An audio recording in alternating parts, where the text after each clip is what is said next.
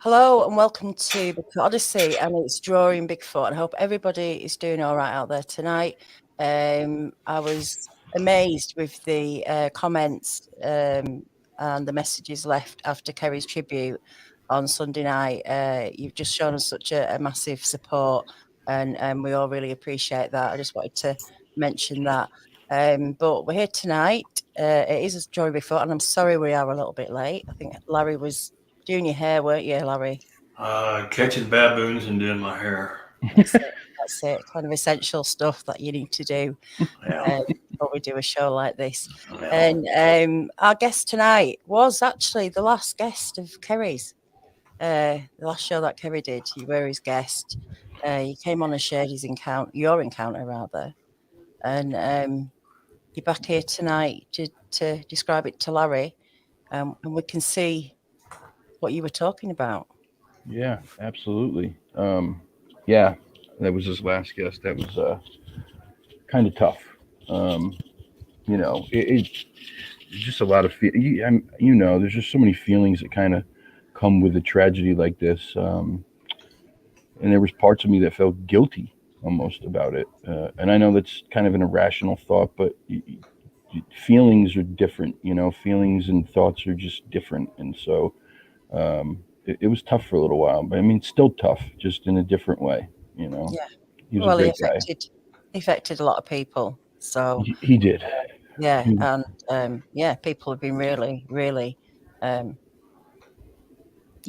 hurt by what happened. It's really, really touched people. So, yeah, um, but we will get into your encounter. I saw a little bit of the episode. I tried to watch some of the shows when I was in hospital. It was a little bit difficult because they were late and my concentration wasn't great, but I've deliberately kind of not listened to all your encounter. I know a little bit about it. I know some people who will have already heard it, maybe some haven't. But if you can give us a brief outline, and then we'll get into the drawing, and then we can get into more details as Larry's drawing um, the Bigfoot that you saw. sure. So the abridged version is it was 1994. I was 14 years old. It was the summer. We were on a family camping trip in the Berkshires at October Mountain. It was my family, which was me, my mother, my dad, and then our family friends, Chris, his wife, his young daughter, and his son, who was about 9. Um, I'd like to give a little background on Chris, just so people understand. Like Chris was a Marine.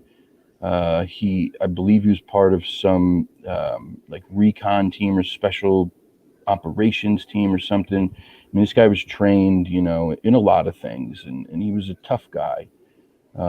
So a lot of the reason that we went to the places that we went when we went camping, we stayed away from the campgrounds. We kind of found our own places off the beaten trail to go, is because for him, walking down the trails that they already made was just kind of boring. He liked to go explore, and when you have kids with you, it's just even more fun, right? Because we want to go, look at all these cool things and find snakes and salamanders and that kind of stuff. So that's what we did. First few nights were all the same.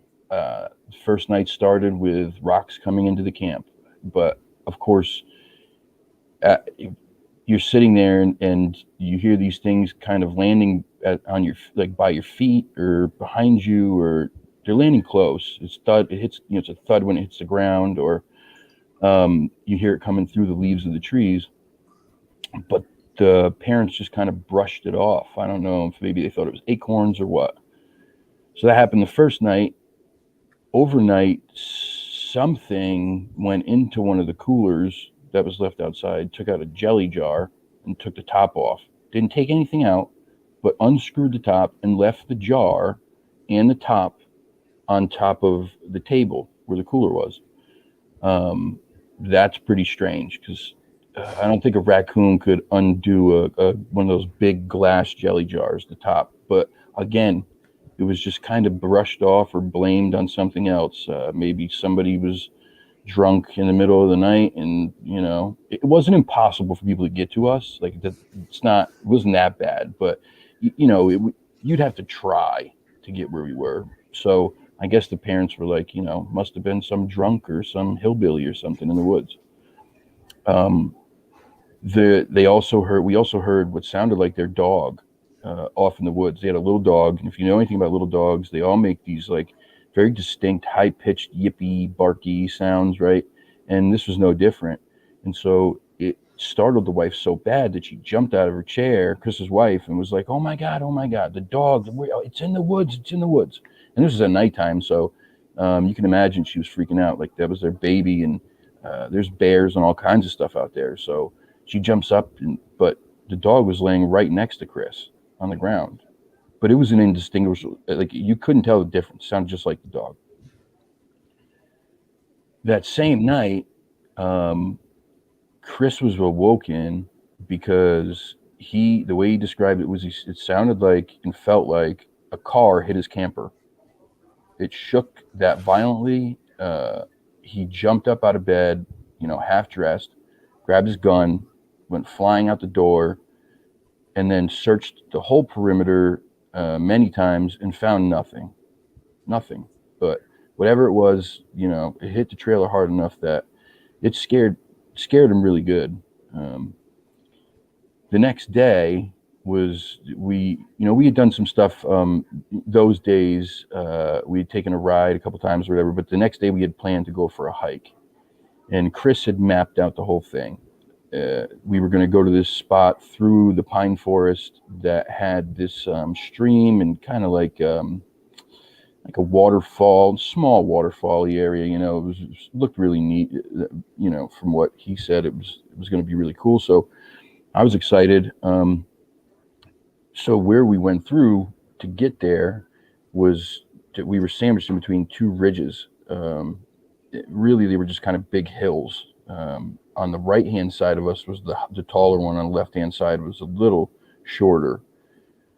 So as we're walking, the first thing that happened was the rocks were thrown again, landed, within feet of us, behind us though.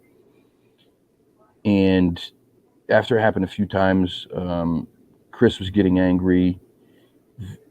Then they started hearing like sticks breaking up there, but really, really loud. Like it was an aggressive type of, something was doing this on purpose, which I think led him to believe it had to be a person.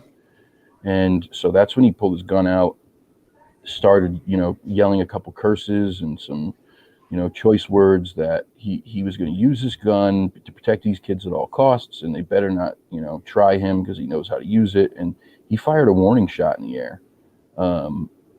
And that was when everything broke loose.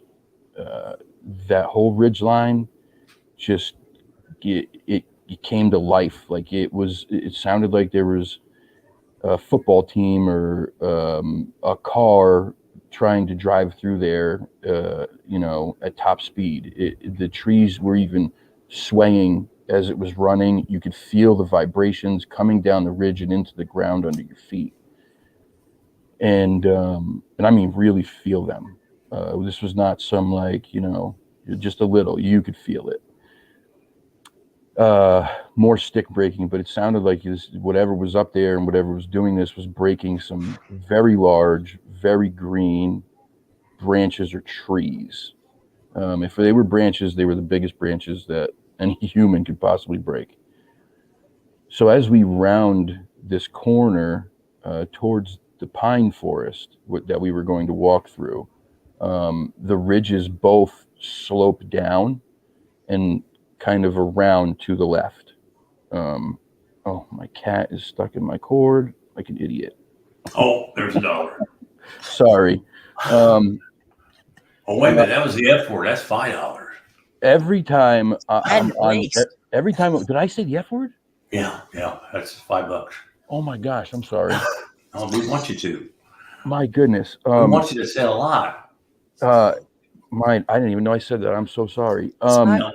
He does this every time I go on live. He doesn't bother me all day, and then he's like, "Oh, you're on live? Okay, I'm gonna mess with you." So they slope down and to the left, which is where we were planning to go. But all this is, I mean, up here is crazy now. It's so loud. It's very violent and aggressive sounding. And people keep, when I tell the story, people ask, like, you continue to go forward? Well, I'm a 14-year-old. I didn't make this choice. The only thought I had after looking back on it was that Chris, being the man that he was, must have thought the best course of action, instead of turning around and walking back with this thing, whatever it was next to us, was to get around the back side of that opposite ridge, to get that between us and this. At least then we have this buffer zone. That's what I think. We turned the corner. Remember that whatever this was up there took off that way. So as we round that corner, there's a clear separation between where the pine forest starts, which is pretty open, and the rest of the forest, which is very overgrown, brush and weeds and vines and just shrub. It's not pretty, and it's hard to see through most of it.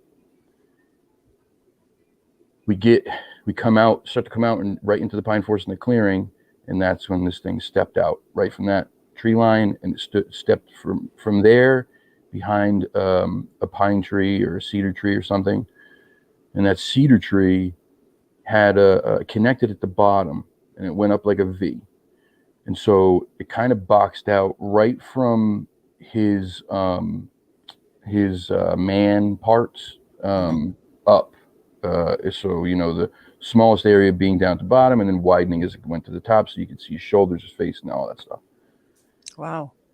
Yeah. The very first thing he did was put his hand out onto this tree that was next to that cedar pine. It was a hardwood tree, maybe an oak or something like that. It was about 10 inches around, if I had to guess. And I remember his hand fully eclipsing that whole tree. Wrapping around it like you would wrap your hand around like a pony can, like a little tiny mini Pepsi can. That's what it looked like. It just went right around this thing like nothing. And the fingers were like, they just were so big, like bananas. Like they were just so big and thick that you could see the fingernails from where we were. They looked dirty. Maybe they had some, like one of them might have had a crack in it. When the fingers are that big, it's much easier to see these giant nails. So he's standing there with his hand on this tree, and the first thing he starts doing is swaying back and forth. And as he's doing that, he's rocking this tree. Now, mind you, 10 inches around, probably 30 to 40 feet tall, if I had to guess. And it's rocking. I mean, it's bending and swaying like it's in the worst hurricane you've ever seen. I fully believe if he wanted to, at any point, if he took his hand and really gave it up, that he could have snapped it right off. That's just how much it was moving. So at that point, he's swaying back and forth, shaking the tree back and forth. He kind of lets out this, I don't know, it was like a low-pitched, guttural, growl, grunt type of noise at us twice.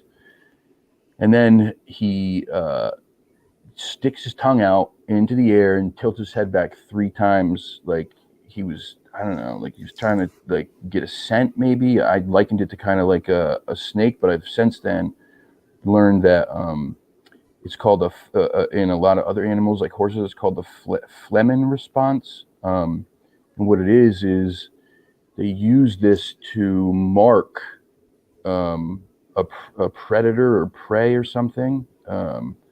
It's pretty crazy. Horses do it all the time. And so maybe that's what he was doing. I don't know. It's just a theory. But so he did that a couple times. His lips curled back. He showed his teeth, and his teeth were big, blocky, and they were like horse teeth. They were just huge, giant, wide mouth that looked like you could fit a cantaloupe in it without a problem. Like you could just shove one in and just in one shot, gone. He took his hand and swung it down really violently and let out a growl, and then let out this incredible roar, scream, guttural, just it was the weirdest, craziest, loudest thing I've ever heard in my life. I felt sick. I started feeling nauseous.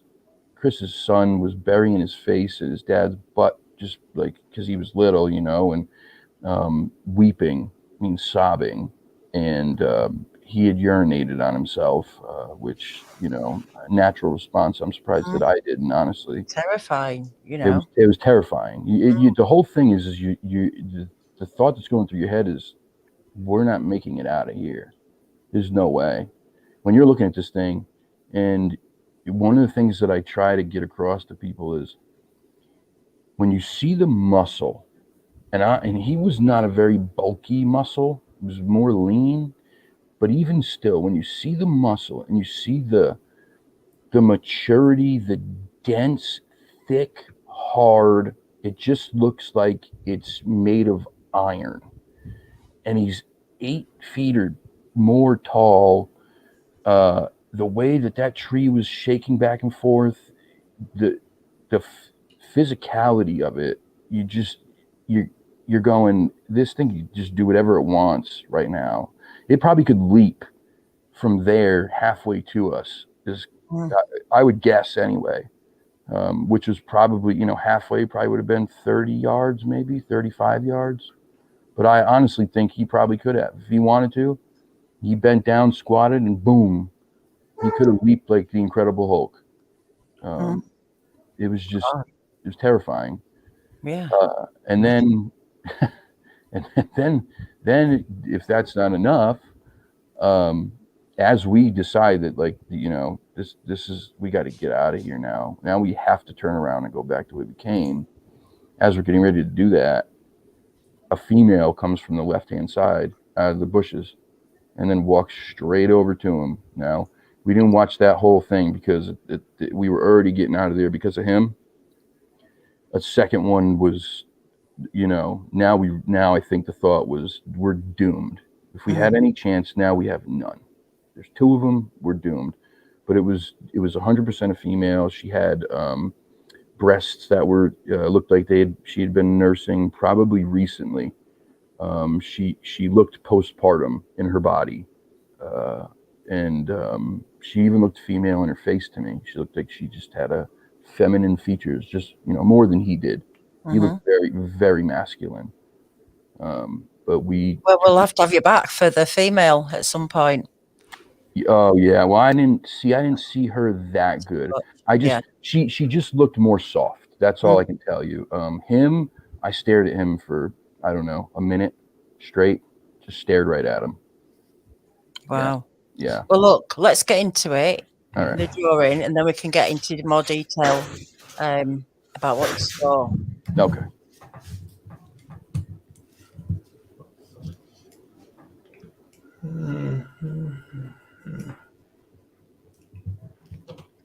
You might need a little bit of light on there, Larry. Yeah, I think so. There's a bit of a lot of shadow going on. Well, let's see what's happening here.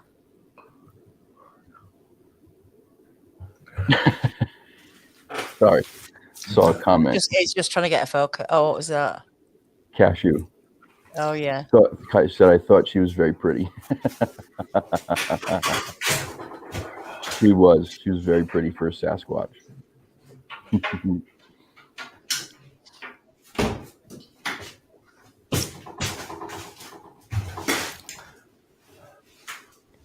Is that better? A little bit, I'm sure. Once you get once you start, it's at the bottom there, so you've got some room. So how was it? That's it. That's focused, I think. Yeah. Yeah.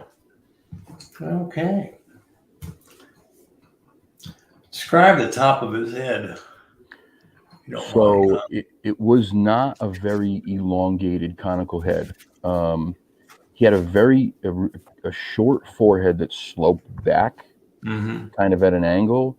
He did it did come to a point on the top of his head, but it wasn't very elongated. Okay. It was more like a crest that went right down the center of his head. Okay. All right, I'll give that a go here.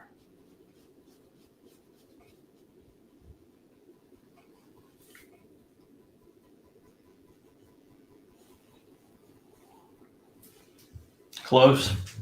Can you see it? It's a bit faint. Yeah, it's a bit. We need a bit more light or a bit more. Did that line show up? That's Yeah, I better. can see that much better. Yeah.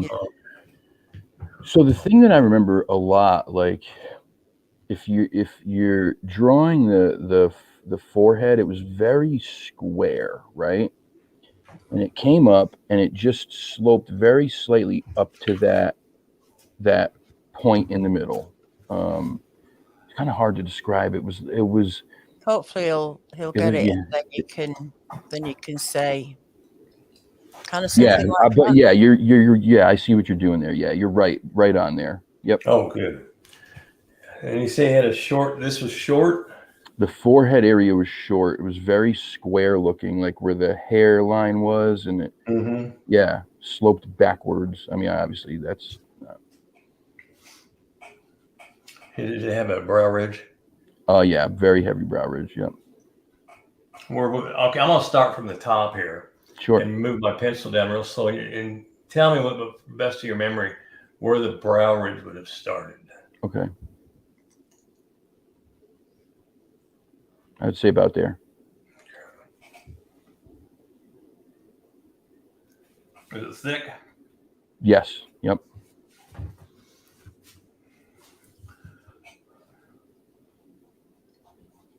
Curved? Not really. No, it was pretty straight across. Okay. Maybe slightly just at the outside edge of the eye.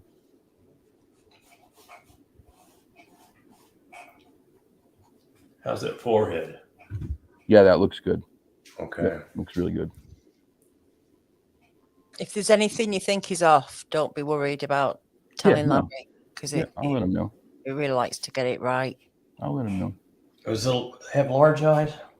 It did have very large. They were very almond shaped, almost Asian looking. Big, but they were they came to like that almond shape with the points at the edges, big in the middle, and they had no fold like where the eyelid would be, if that makes sense. Were they set back, do you think? Was it dark? Were Deep they dark? set, yeah. They were deep set, yeah, absolutely.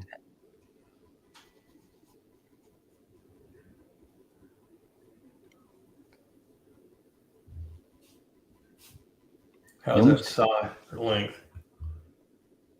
Looks good. Yep, looks good.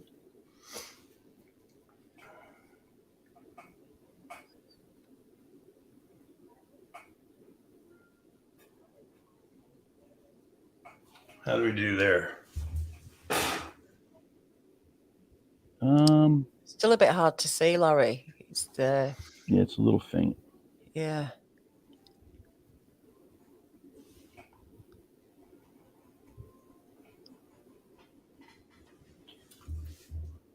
I would even say that like that the shape is okay, but I would say it almost tilted up a little more in the corner.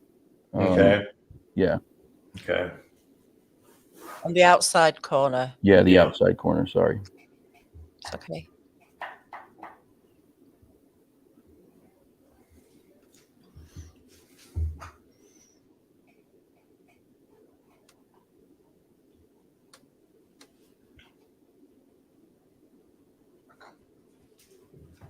More?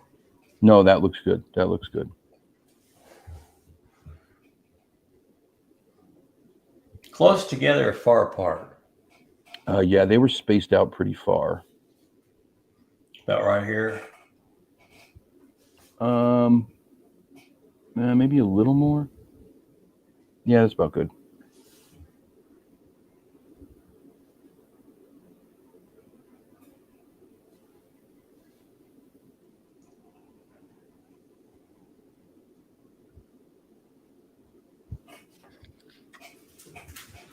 Close? Yeah, that's close. Yeah. Yeah, close. What's different? Not a whole lot. Just I think that one, or maybe it's just the angle. I don't know, but that one, the same thing with the outside edge needs to point up a little more. Yeah, I just spotted it.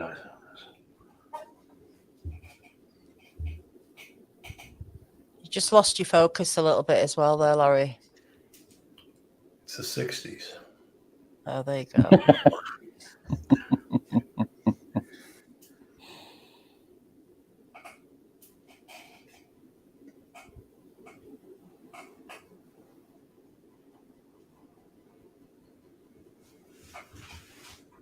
That's not right either, is it? No, nope.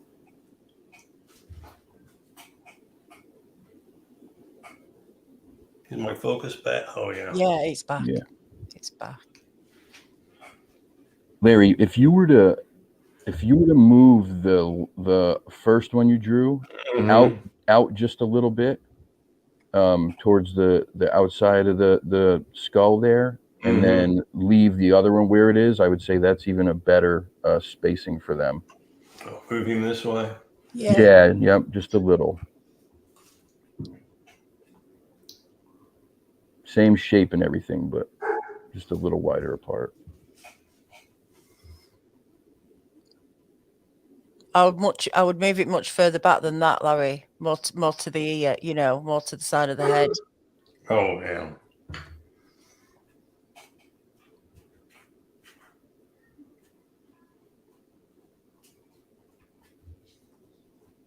That, like, where the end of the eye was really right up against the temple. Right against where the temple would be, basically. It ended right there. Okay. Yeah. Yep.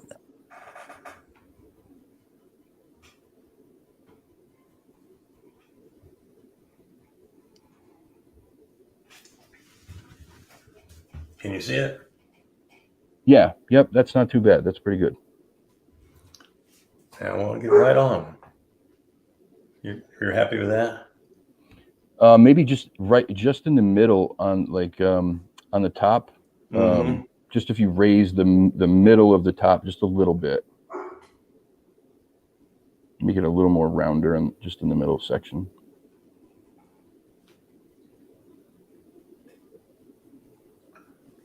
How's that? This is going to disappear. Yeah, that looks good. That looks good.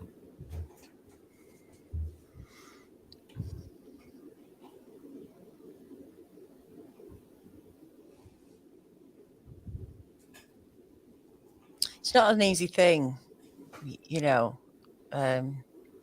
No. translating words to, description. Yeah, and I'm no artist, so. Sometimes they flow really well, and sometimes there's just areas that are really hard to just get right, just to get it straight away. Is that better?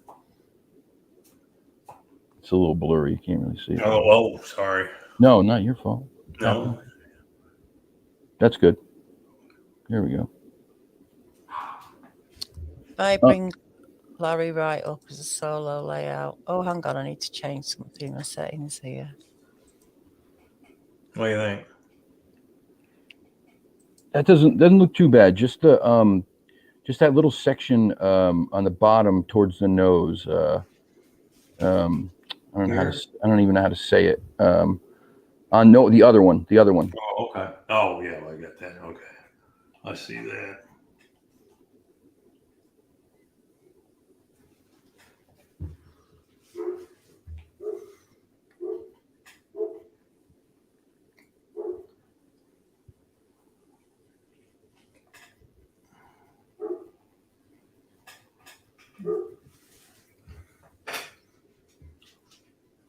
Can we see it? Yeah, it still needs to look a little more like the other eye. I think it's just a little off still. Sorry, Larry. That's all right. No, it's all right.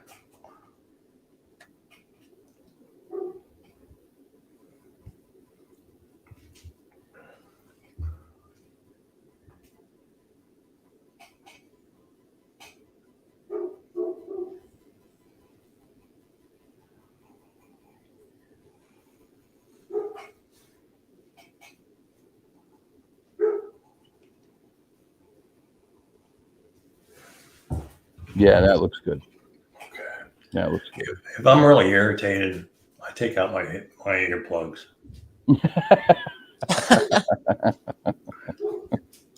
And I just draw. Good to know. I haven't had to do that, but I'm already pre-planned. Okay, now the nose. Describe the nose. The nose was it was wide, very similar to, probably so many others you've drawn and seen. It's wide, didn't come down very, very far from the eyes. There was a big space between the bottom of it and the upper lip.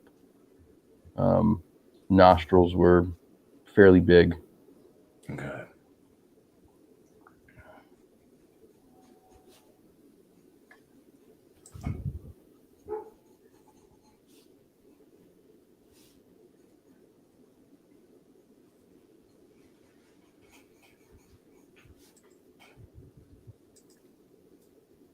So just notice here, C. Blanton.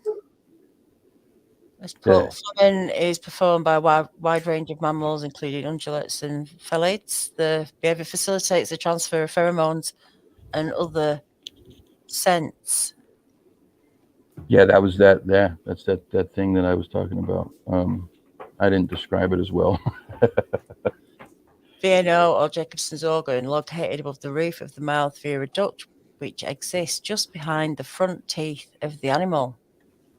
So could make plenty of sense, right? Well, yeah. I mean, Larry, what do you think about the tongue being used by different animals for various reasons? Oh, it's all just theory. It's true. A lot of it's true. I'm not saying that, but these are not anything like what we've studied. They're nothing like the gorillas, the orangutans, and all the primates. Nothing like them. Mm. So their abilities to do things, and they're a whole lot different. I mean, they could be just trying to taste the air. I mean, is that what a snake does? Is that what you think? That's how it gets its scent for its prey, yeah. I'm from Connecticut, Lawrence. Sorry, just saw it in the chat.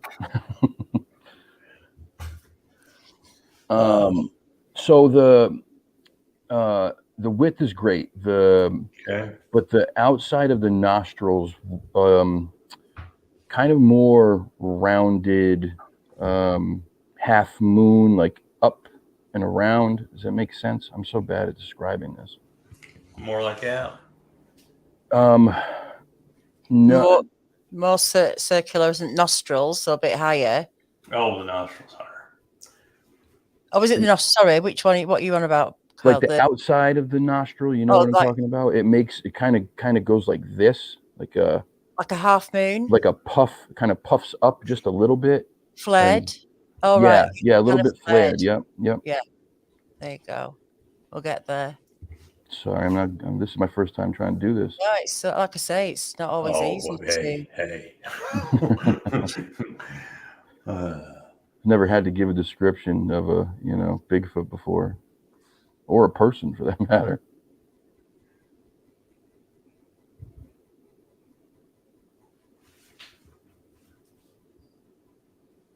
Is that closer to that? Yeah, that looks good. Yep, that looks really good.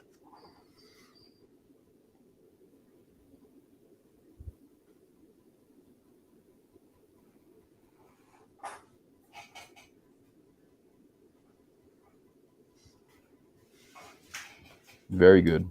Oh, good. Okay, you said the mouth was a short distance from the bottom of the nose. No. There was a good distance from the nose to the mouth. Yeah. Yep. I'll start from here and go down. You tell me where to stop.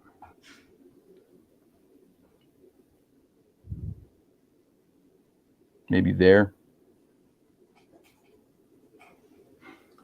Was the mouth straight across, or? Yeah, straight across. I didn't see any. No lip. Nothing really that was defined anyway. That's a big gap. Is it the top of the lip? Yeah. Yeah, that would be the top of the mouth. Yeah. The lip. Yeah. Okay, got you. Yeah, that's looking really good, actually.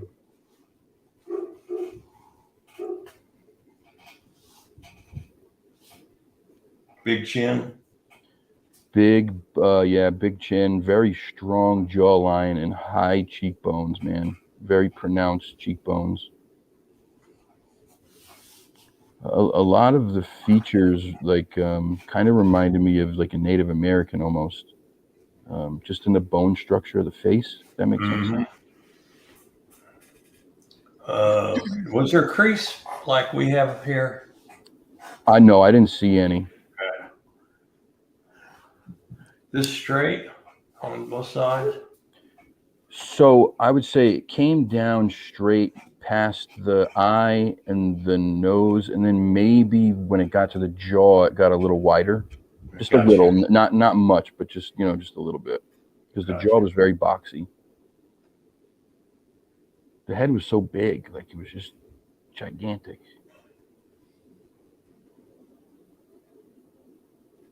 I can't even imagine seeing one of these things.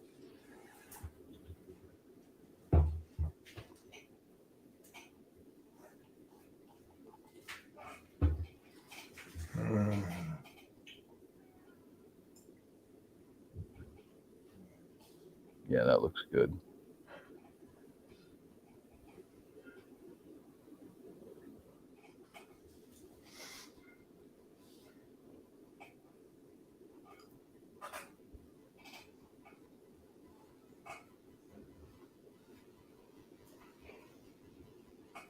Did you notice ears? And I didn't really get a whole good look at them. I could see that there was something there, but I don't remember a whole lot about them. They didn't stick out a lot then, obviously. It's just no, not from where I was standing. It didn't look like it, but I was also kind of sandwiched in between two adults who were trying to keep me behind them at times. So some of those details were a little tough to pick up. Yeah. So how you say the jaw was large as well? The chin. Yeah, so I would say came down a little bit from there, but it was very square, almost like like a superhero chin. If that makes any sense? Yeah, I'm gonna go from the mouth down to the chin. Maybe there.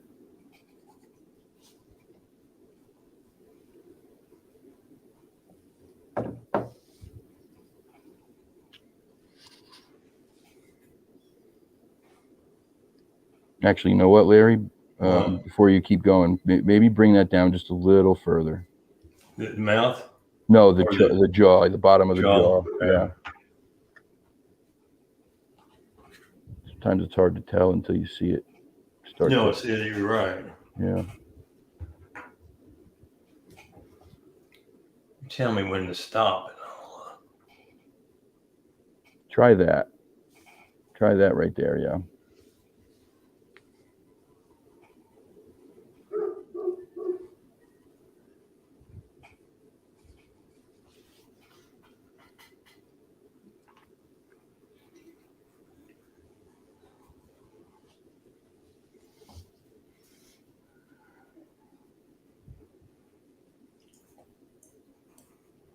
How's that looking?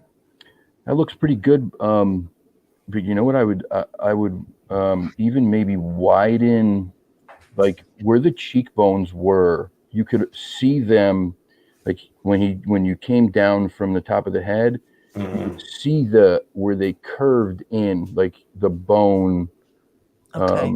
So I'd even put like a little kind of bump there by where the nose and the eye is, just to accent where that was, because they were just so very like, yeah.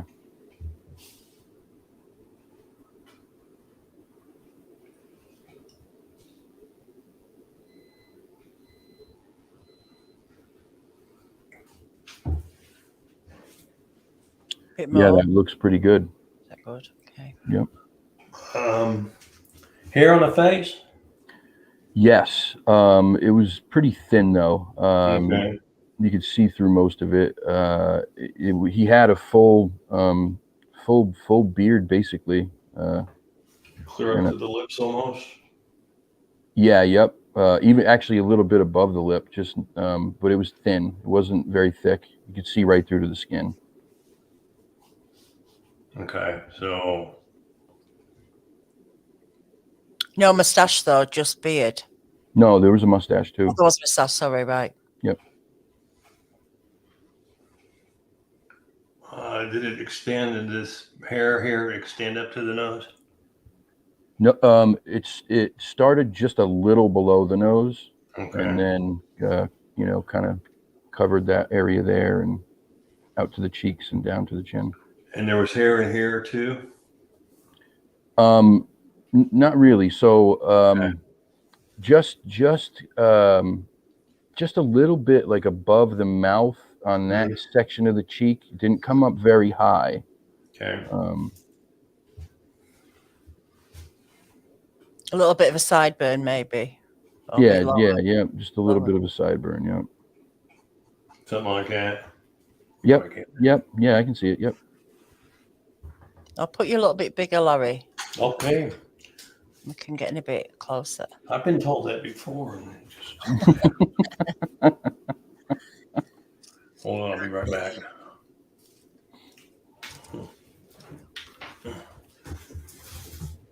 Daniela, I'm going to click my cam and keep my mic. I just want to get my cat out of here before he does something stupid. Yeah, no problem. I'll keep Larry up for now. So. Okay.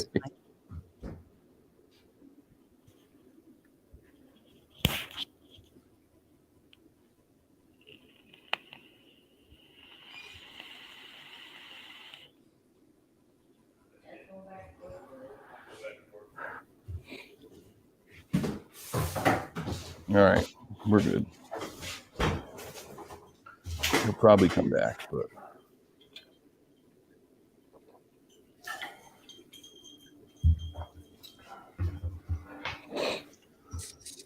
So you were talking before about his finger nails. Test. Oh, hello. What's he testing? Okay. Can you hear us? Yes, I can. Okay, great. So the eyes, were they solid color? Were they black? Were they? There was just a little tiny dot of maybe like a whitish, yellowish color just in the very corner. So most of it was just a very dark color. Okay.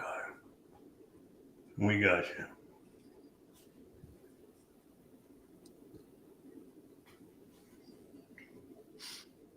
You said there was no eyelid? It just, you know how like, I hate to describe it this way, but do you know how like a lot of Asians just don't have a fold? Like most Caucasians have a fold in the eyelid. Mm-hmm. There was just no visible fold. Okay. No crease. It'd be like a hooded lid, then I guess, kind of thing. But I mean, I don't know. And did you see any whites in the eye?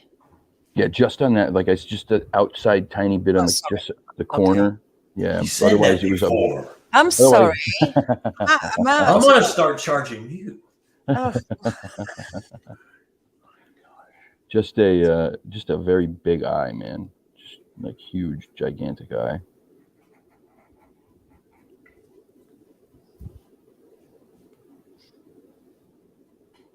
Ask anything now. I said I daren't ask anything now in case we've already asked. No, bring it up though. Did you get a sense that it was an adult? I mean, I don't know. We don't know. You can't tell. But do you think this one had some like experience behind it? I would assume so. A lot of this, like a lot of it came kind of over the years after, kind of learning from other people's experiences and reading about animal behavior and stuff like that. I truly believe that what we did, I know we didn't listen to his warnings for the first 3 days. He tried to warn us, or they tried to warn us not to be there, and we didn't listen. Not only did we not leave, we continued to move into their home. And I think that he was a distraction to keep us away from his family, maybe, babies, because she looked like she had given birth, and probably recently. Yeah, it's a good reason, isn't it? I mean, when you think about it, why, they must be a good reason why they want to show themselves. Exactly. And so it has to be something urgent or, pressing or important to them. Like you said, kids or Right. food or something, Yeah. They're just, I mean, they're this giant animal that can remain hidden whenever they want. So why would they just go, woohoo, look at me, look at me, Exactly. Yeah. But it feels like some just show themselves, could quite easily hide if they wanted to. Yeah. I'm sure there's times where they just kind of go, you know what, screw it today. Like, Yeah. I'm sick of this. I'm just going to do this the lazy way. I really think that they're very individualistic. I don't think that any two are exactly alike at all. I don't think that they have, where you can kind of, oh, he's back again. It's like that with anything, though. Any animal, really, there's no two alike. You could have two of the No, same breeds or something, but completely different characters. right, And but experiences, I Right. think that, like, when you categorize, like, say big cats, right? When you categorize tigers, you can kind of categorize them together, as far as a lot of the things they do are very, very similar, and why they do them, right? Yeah. But I think these are much different.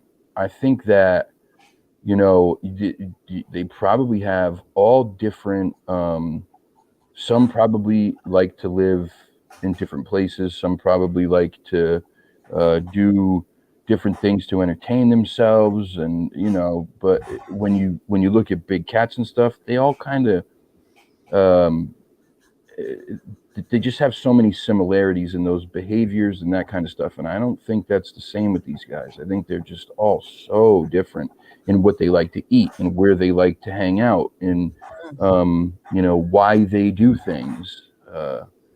And it would make sense, because if they're relatives of ours and they have human DNA in them, then they have the ability to think much differently than any other animal. Yeah, definitely. And like you say, be more intelligent, having, legs and arms, usable fingers, thumbs. It's all, you can survive differently, I guess, to how Absolutely. a lot of other animals do. Absolutely. They can obviously be a bit more inventive as well, can't they, with how they hunt? Sure. All sorts. You're just out of focus there a little bit, Larry. Dumb, stupid camera. Focus that. There you go. That's it, yeah. Maybe next time we need a little bit more light, and it might just help with that. But I don't know. I'm not an expert on that sort of stuff. I don't know. I think it's something to do with light. But,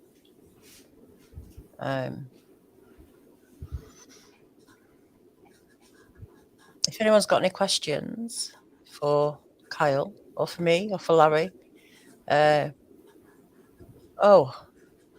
Larry, what have you got? Have you got any mugs? What's happening with the mugs? A few, not many. We've got to go into another production. Mugs, or as they say across the ocean, mugs. Mugs. Yeah. Mugs. Yeah. Mugs. Yeah. We'll let everybody know. Need some pictures. I seem to have need to delete some and put some on, because we've got. Oh, hang on. Is that long ago? Yeah. I do go out and research. Matter of fact, I have a couple areas. Mark Zasky helped me narrow down an area. It's about 40 minutes from my house to State Forest. It's And a week after he gave me this area, there was a sighting that the Bigfoot Mapping Project put out on their map. Like literally 5 days after he told me to go look in that area, there was a sighting of one. But I also am going up to work with Chris Reinhardt from Discover Sasquatch, because he's at the other end of Connecticut. And after that, I'm going to work with Chris Noel in his area in Vermont. So a lot. You're doing keeping busy with it anyway. I haven't been able to so much lately. There's just been a lot of things that have kind of kept me from going out, especially with having a new little puppy. I would take him with me, but he gets extremely car sick right now, so we're trying to kind of work him into the car. Okay. Because there's no places that are like 10 minutes down the road for me that I can go. Yeah. And, I have to go, 40 minutes, 50 minutes, an hour and a half to the places that really have anything going on.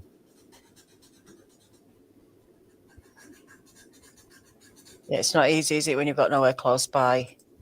No, I mean, 40 minutes isn't too bad. So that's the closest spot. Mark, if that place pans out, which it looks like it's already going to, I went up there just for a real quick kind of recon walkthrough. And that very first time I went there, within 10 minutes, I was seeing signs everywhere. So he's pretty dead on. So I think that'll work out good. 40 minutes I can deal with. I can do that, a few times a week without any issue. But I was going up to the Bridgewater Triangle, and that's like, an hour and a half away. If there's traffic, 2 hours. It's kind of a lot. Yeah, definitely. Definitely. I'm really lucky with there's a field like behind my house. Like There's a what? There's a field, there's like a playing field behind my house, like a public field. Oh, yeah. There's like a couple of football pitches on it, and there's some horses on it at the moment. But yeah, it's really handy for the dog. But the beach is like, a 5-minute drive away. So I'm really lucky where I'm at. It's easy to get your dogs out somewhere nice, close by. Yeah, well, I mean, I can take the dog places, but as far as going out and researching, there's just no places around here that are good. Like, there's just no big forests. As far as like taking the dog or whatever, just to go, play and stuff. There's parks and stuff around here. I would love to take him researching, but he just gets so scared in the car, man. Oh, it's so bad. I feel so terrible. He starts shaking and drooling on himself. Poor little guy. Yeah, it's not good, is it?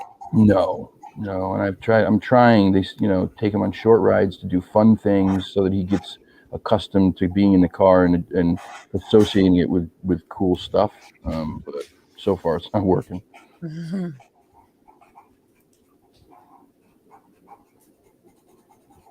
I think a dog, in a way, is kind of Bigfoot bait. I believe that they definitely get interested in them. They just plain don't like them. It's not something you want to risk just yet, would it be, Well, even if it's a German Shepherd size or a Rottweiler size, even that size. No, I don't think that would matter. I think they'd rip that thing in half too. Yeah. No, my little dog would be like a Frito. Yeah, that's what I'm saying. I think that's why it would be a good idea not to go that way. Yeah, and he thinks he's one of the dragons from what's the show there? Game of Thrones. He swears he's this giant monster. All 7 pounds of him, and 5 of those pounds are his ears. I had a friend that lives in Alabama. He has a hunting lodge, and they lost a German Shepherd, and how it was killed, it was just twisted like a wet wash rag. Oh gosh, no. How are those eyes looking? They look really good. They look really good.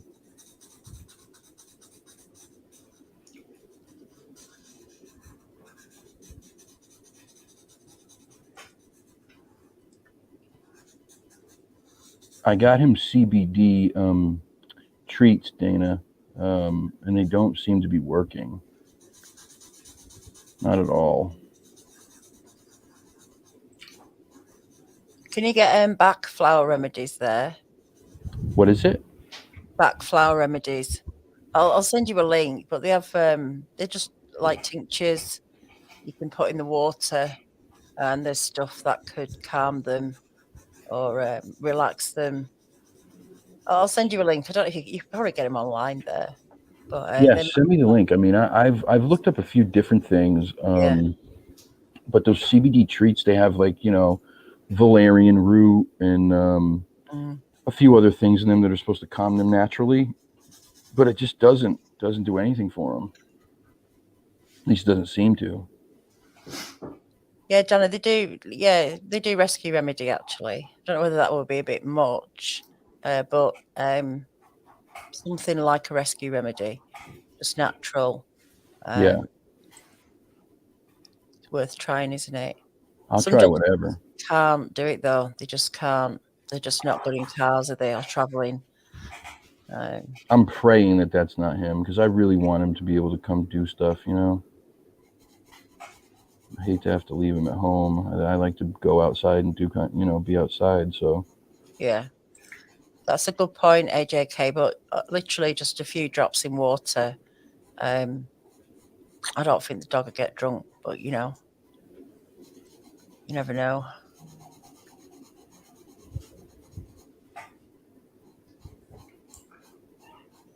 Bethel, Connecticut. Hey, Bethel, Connecticut. A sighting up there. No way. We were doing a show in Ohio, and the stage had where the entertainers behind the curtain, and they got in a habit of leaving their beverage while they go out and do their whatever. And then they get it when they came back. We had a bear with us. It was about 60 pounds that we were using, and the guy's bringing it out to me from behind the stage, and I look at that bear and I'm thinking, something's not right. What's going on with that bear? He handed me the lead and he just says, it's drunk. And it was. It did things I didn't know bears ever had the capabilities to do. 60 pounds? Was it a baby? Yeah. Larry, what did you do before? Were you some kind of Oh, this is how I still do this. This is extra. I do wildlife lectures in schools and nature centers and libraries. We had animals on the old Tonight Show, Oprah, and I got Parkinson's, and then plus my just general other physical problems. I had to give the lecture part up because I have to be able to, control an animal. It's got some size and physical abilities. What was your favorite animals to work with? Didn't really have a favorite. I would say probably primates, bears, big cats. Yeah, I'm a big cat guy. I'm gonna get some. I need some pictures because I think Kerry took some off to make some room for other ones. So if you just give me a minute, I'm going to show you the mugs. If anyone hasn't seen the mugs that Larry makes, the Bigfoot mugs. Where are they?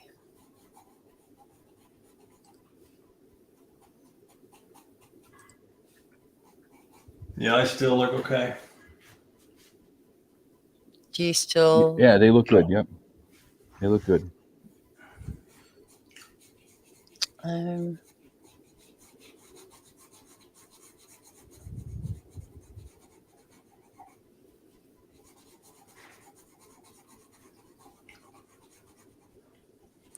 know why I haven't got them. Pictures of your mugs, and I should have. But most people have seen him. I will get him up at some point. But Larry, obviously being a 40 years plus wildlife educator, still has quite a lot of animals now, don't you? Quite a few. Not as many as I've had at one time. One time I had 7 tigers. You did? Wow. Yeah, and then of course, they get old, they move on. So, What about cheetahs, man? Those are my favorite.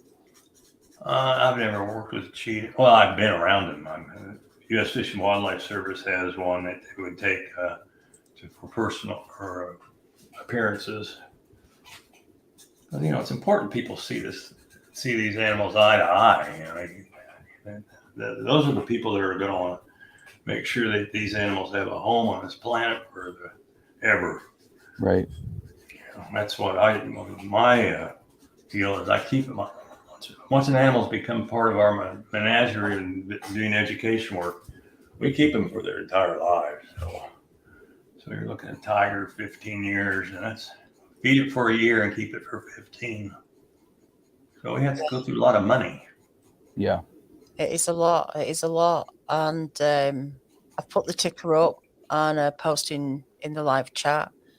If you want to donate to Larry's Wildlife, who need to eat, and get something for it, get one of the Bigfoot mugs, because they are brilliant.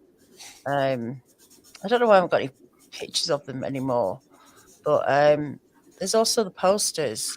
Larry has done all these, and I don't have them on here either, so I'm really not doing a great job tonight of this, Larry. I'll be more organised for next time, but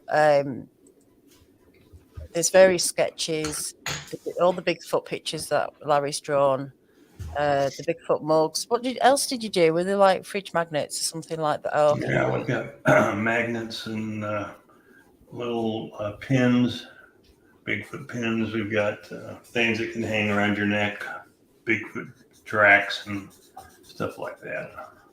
Brilliant. Right. Well, next time I will be more organised, and we'll have all those pictures.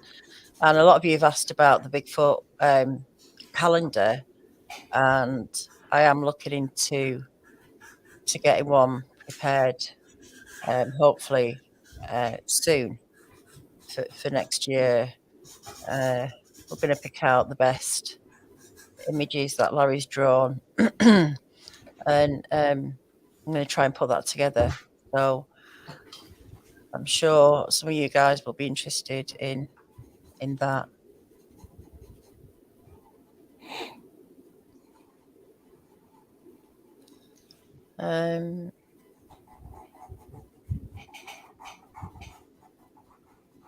So I was going to talk about the fingernails. You notice it's funny the things that you notice, isn't it? And the things that you don't. Yeah. Were they quite thick? Yeah, they look to be very thick. Yeah. Yeah. Very thick. At least from where we were. It looked like, I don't know, like he could probably rip right into a tree with them. They weren't necessarily sharp or anything, but they just looked like they were very like calcified and hard, and like they've done a lot of work.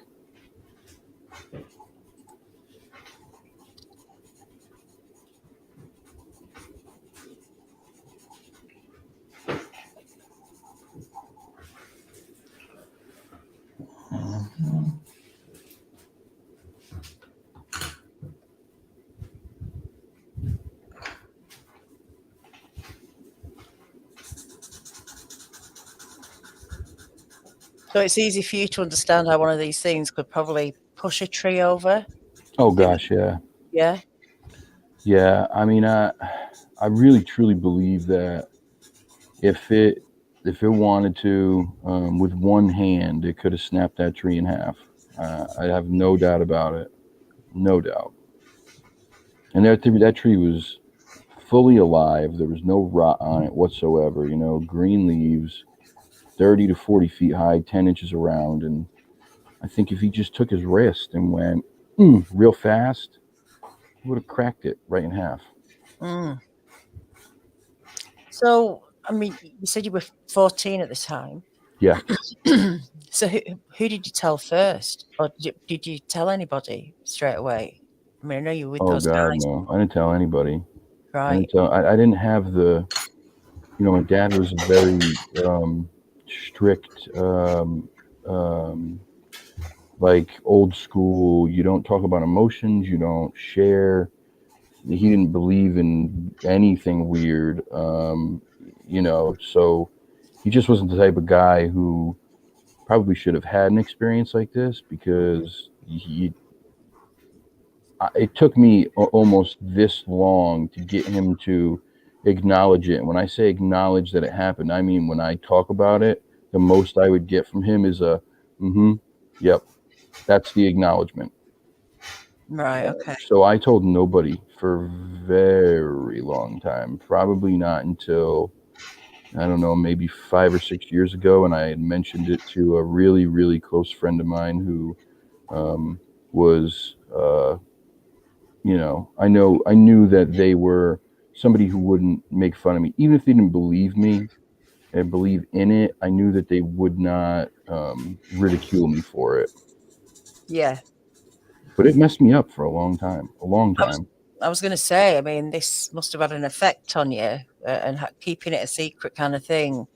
I mean, how did you go out much? Did you go into the woods? Did it stop you from doing certain things? Yeah, I didn't go into the woods at all for 21 years. I stayed out of the woods, and I was always in the woods as a kid. I had nightmares. I had PTSD from it. I was 14 then. You can imagine 2 years from then I was 16. What do 16-year-olds do? They go and they party with their friends. My friends would throw parties in the woods because the woods was the safest place to stay away from the police when you were underage and throwing a party. I didn't want to go. And not only did I not want to go, I would have panic attacks. It was just bad. I went to counseling, and I didn't tell the counselor, because you tell a counselor in 1996 that you saw a Bigfoot.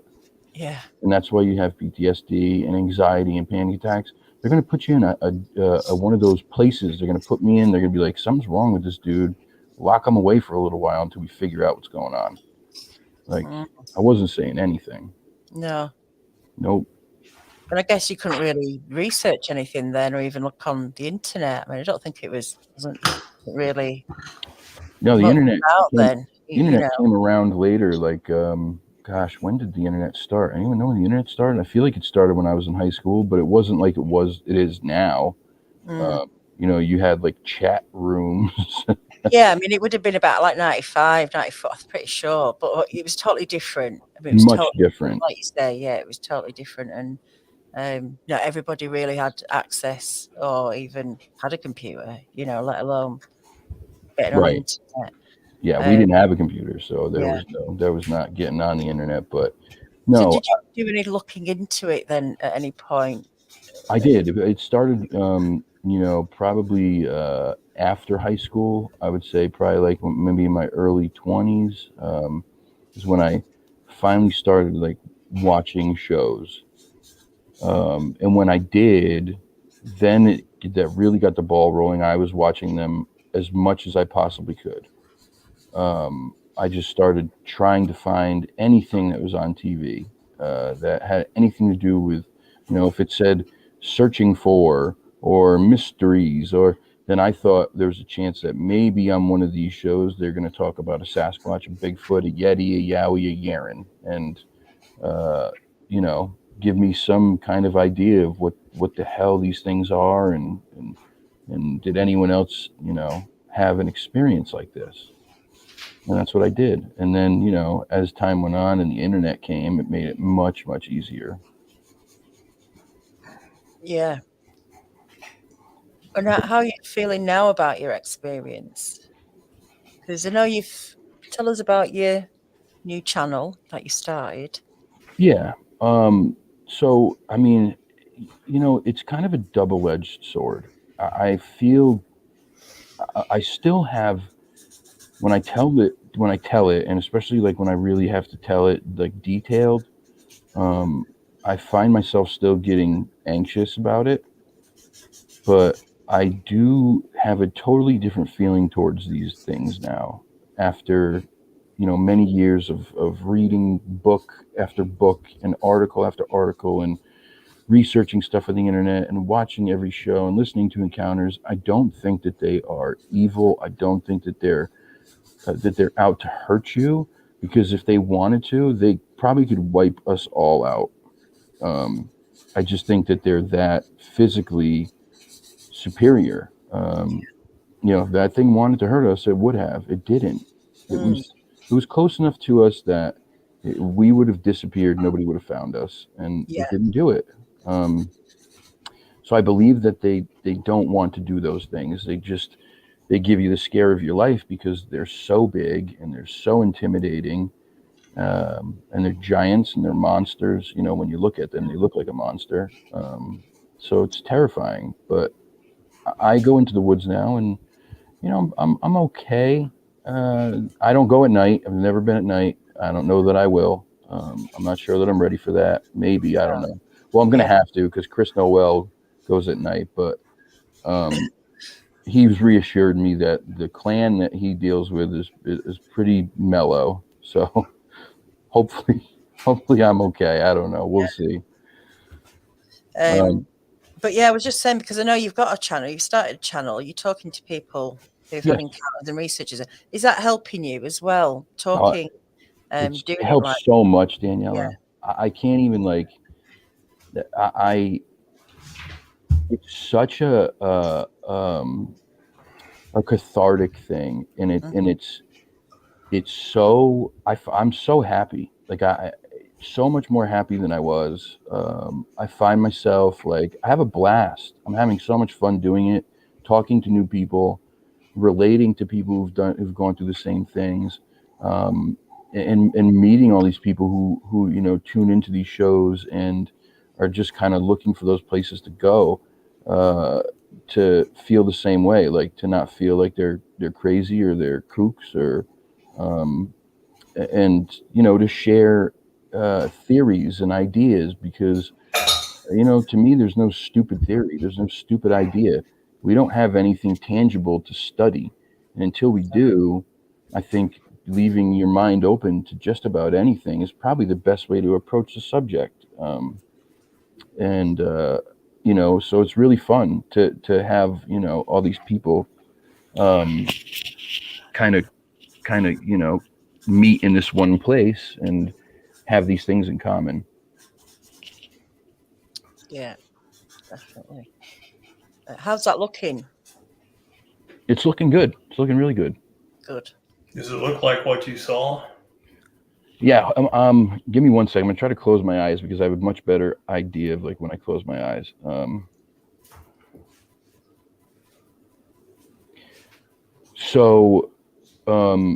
The cheeks and the eyes and nose look good.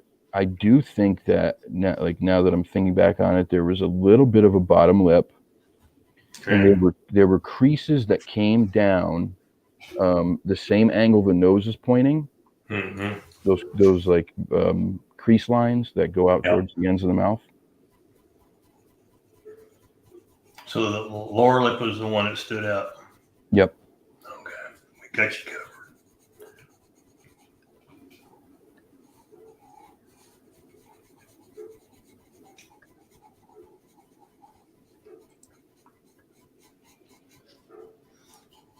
But your channel's called EnCryptid Connections. I know that it's been shared in the chat tonight. Everyone go check out Kyle's channel. Yeah, please check it out. Show support. If you like these Bigfoot interviews, you will like what Kyle's doing. So yeah, and I got some other people coming on too. It's not just going to be Bigfoot researchers, because I think from my perspective, I think that a lot of this paranormal, UFO, alien stuff, it's all interesting to me, and I think that there could be some kind of crossover connection between a lot of it. There's just so much that people that these encounters have in common. And so I got some other people coming on, paranormal researchers, ufologists, alien abductees. I got some people coming on who've studied little people and goblins even, There's a lot going on, isn't there? Yep. Listen, I used to have this idea like that some of these things were crazy, and I just cannot write off anything anymore. I just can't. When you listen to some people's experiences and the way they tell them, it's Yeah, really hard not to believe every word they're right, saying. right, Just incredible detail that you just know that they're not making it up. right, You right. know, I've heard a few people, and there's definitely something going on. And like you say, you can't dismiss all these experiences. I think what's Yeah, important for us here is it's a place where it doesn't really matter what you've experienced. The feeling is the same. The exactly. PTSD is the same, the symptoms.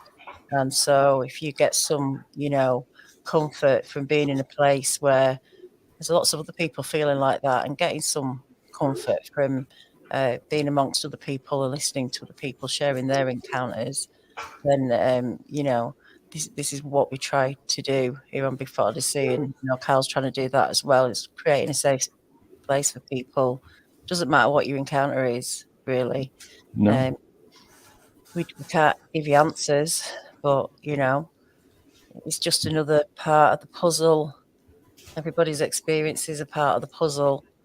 They don't really make sense, but this, especially with Bigfoot, there's a lot going on that we really don't know about. Maybe it could be really obvious, but when you don't know the answer, everything's just a guess. yeah, And like you said before about you don't think they're dangerous. I mean, I don't know, and who knows? But it's about perception, isn't it? And at some point when you're experiencing that at the time, you're frightened, you're scared, you're terrified, you think your life's on the line, then yeah, you're going to believe that that thing would have killed you.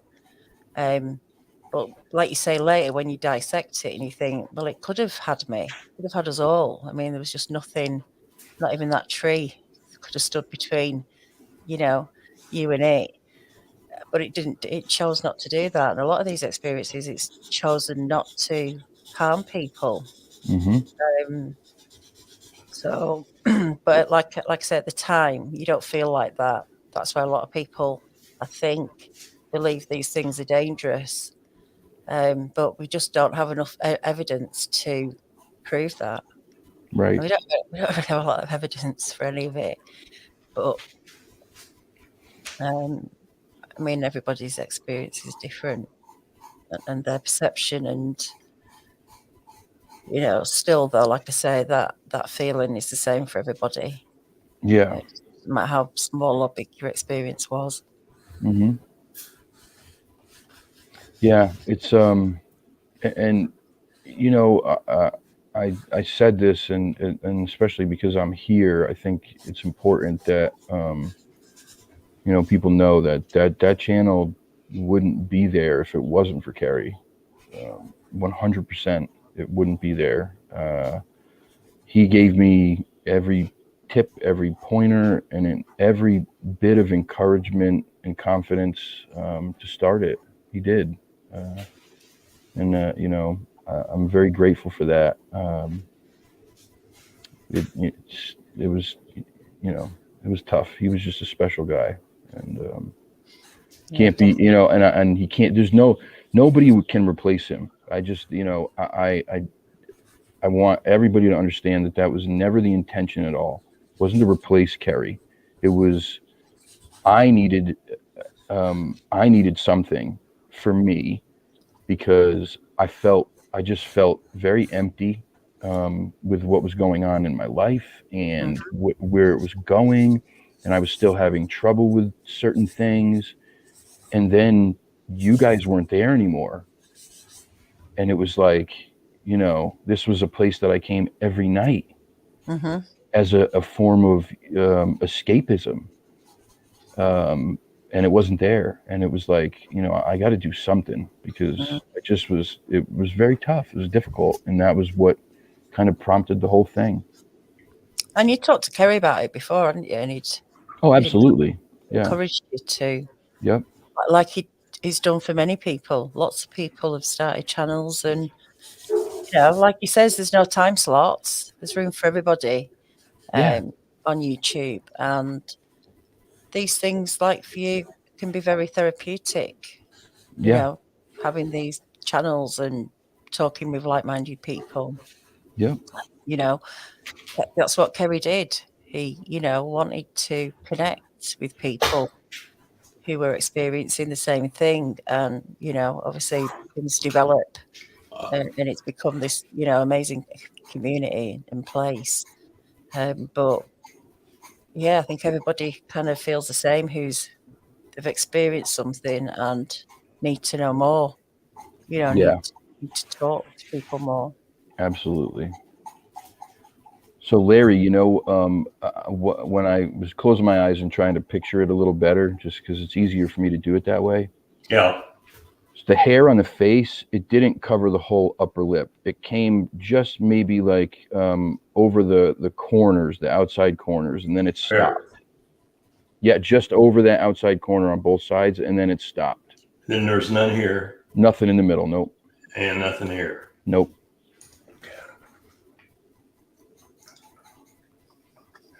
Hair here? Yes, chin and the cheeks all had hair. Yep.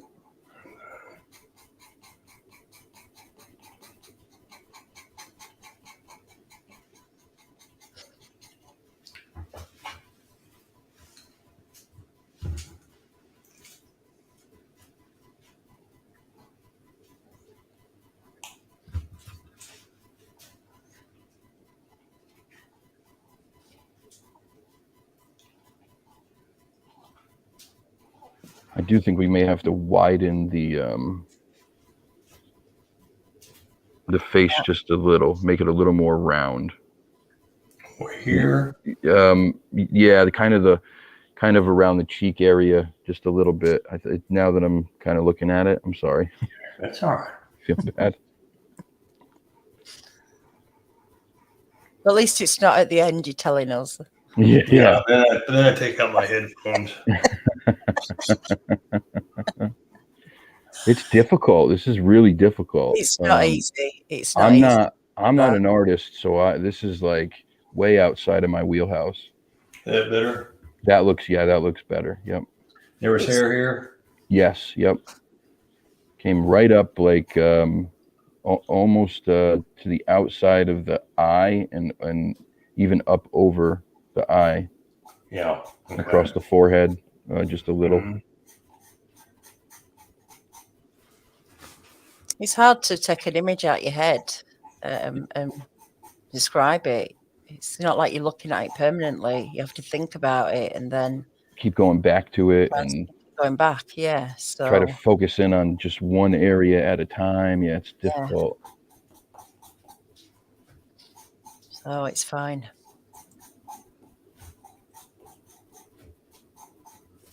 I don't think we failed on any of them, though. We've always got there in the end, haven't we? Yeah.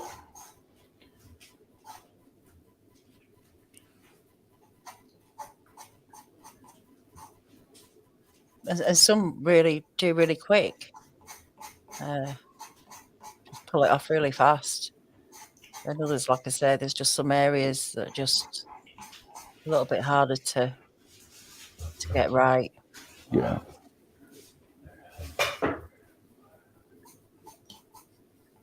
I don't know how anybody can draw. I'm like, I don't know. I'm like a caveman. I just can't do it.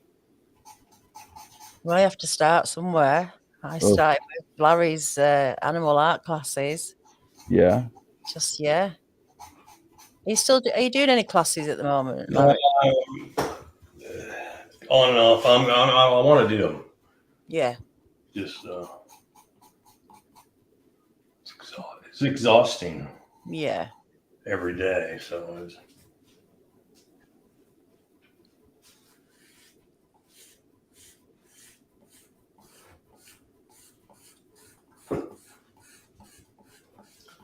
So more or less here over here. That's looking pretty good. You know what I want to ask you if you can do though, and I probably should have caught it a little bit earlier. You know, on the cheekbones, that top part, like they didn't look so much like a circle. It was shaded underneath, and then it had that highlight at the top. But it didn't. I didn't. There was no line that kind of came up under the eye, if that makes sense.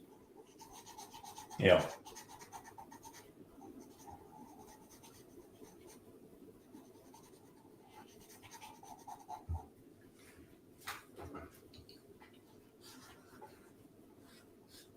Is that more like it?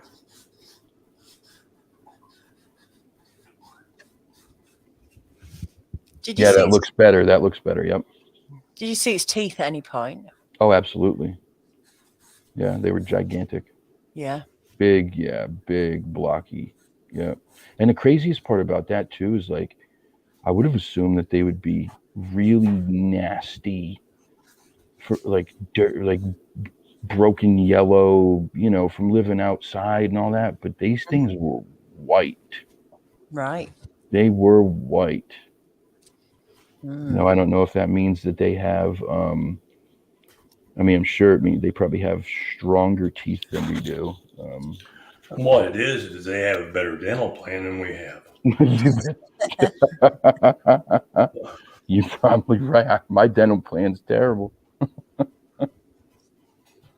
You don't know what they're eating that might clean the teeth, you know. Yeah. Like you give dogs ear dirty stuff that they can supposedly it's supposed to clean the teeth, but I'm pretty sure there's natural stuff out there that will just clean the teeth as they're chewing it or eating it. Right. I mean, I don't know, but you know, they're getting all the good stuff though, aren't they? They're getting the better stuff than we. It's all natural. Yeah. That's the thing, right? It's all Mineral natural. water, you know, all the best antioxidants and vitamins and. Well, my friend Bob Jackson, he sells buffalo hide to a guy that raises bears for just that purpose. Oh, Really? right. Okay. Yeah. That's interesting. Hey Larry, that lower lip, just in the middle, bring it down just a little bit. It was just a little more puffy in the middle.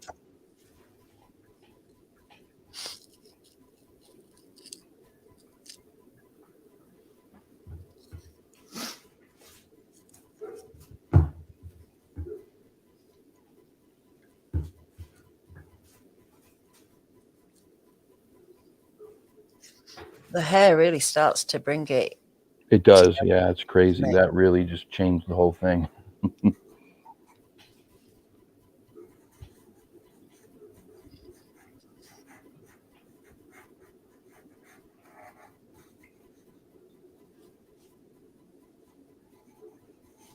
So the rest of its body, how hairy was it? It kind of varied from place to place. So like the shoulders, the hair on the shoulders was pretty thick. As it came down the arm, as it got towards the elbow, it started to thin out a little bit. Then the top of the forearm, it was thin, but it was weird because as it got towards the hand and the wrist, it got thicker. And then the back of the hand had a good amount of hair on it, enough that it hung over the knuckles, like fringe almost. The chest and the torso, it was really, you could see through it. It wasn't very thick. I mean, it was very evenly covered, but it just wasn't a lot. You could see through it to the skin. Same with like the legs, the upper thighs were thicker. As it went down towards the shins and the calves, it got a little thinner. But it was, it was pretty covered all over. There wasn't any areas that didn't have any hair, I don't think. It just kind of went from, thicker to thin, and depending on what area it was. And the color, sorry if you've already said what color it was, but what color was the hair? I would say like maybe a chestnut.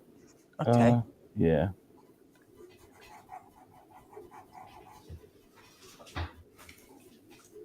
Yeah, that looks pretty good, Larry. Lip captures it more. That looks pretty good.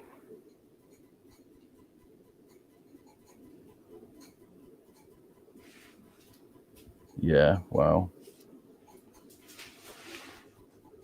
It's crazy how just those little tiny details can change like so much.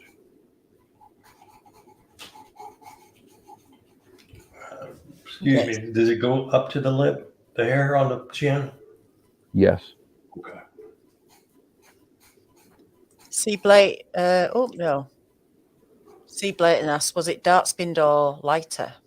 No, it was dark skinned. It's like it was like a grayish, blackish color. If that makes sense. I kind of like, I don't know. I kind of likened it to like a leather jacket almost.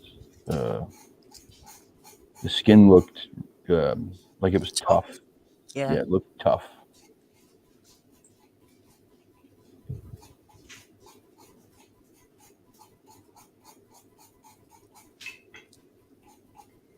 Was there anything unusual? I mean, other than it being a giant hairy monster. Well, it's a bit of a weird question, but we said you could see it was a male. It was definitely a male. Oh, it was a male. Yeah, he was fully erect. Right. Yeah. He was fully erect, and he had a. We didn't need to hear that. If I wanted to hear that. I wanted to know that because I know you said you could see it, and I thought so. yeah, so why? Yeah. it was weird. It looked sort of like it was in a sheath almost, like it wasn't, like it would disappear right back inside, kind of like a dog or Okay. I learned, yeah, they're called a baculum style penis. Chimps have them, and that was kind of what it was like, really, just a bigger version. But not to be totally weird, but I kind of would have expected him to be a little bigger. Okay. I mean, so was Daniela. She was too. She was open. Anyway, so that's interesting. They're not designed exactly like a man would be. Nope. That's interesting. Nope.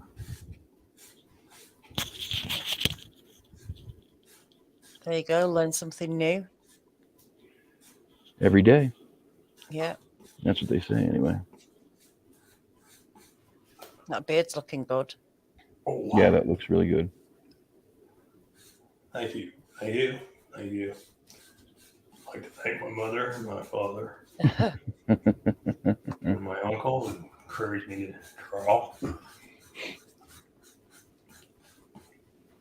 So are you saying Bigfoot drives a Corvette? No, I'm saying Bigfoot drives a jacked up truck on like the biggest wheels possible with a Hemi and 2 loud mufflers.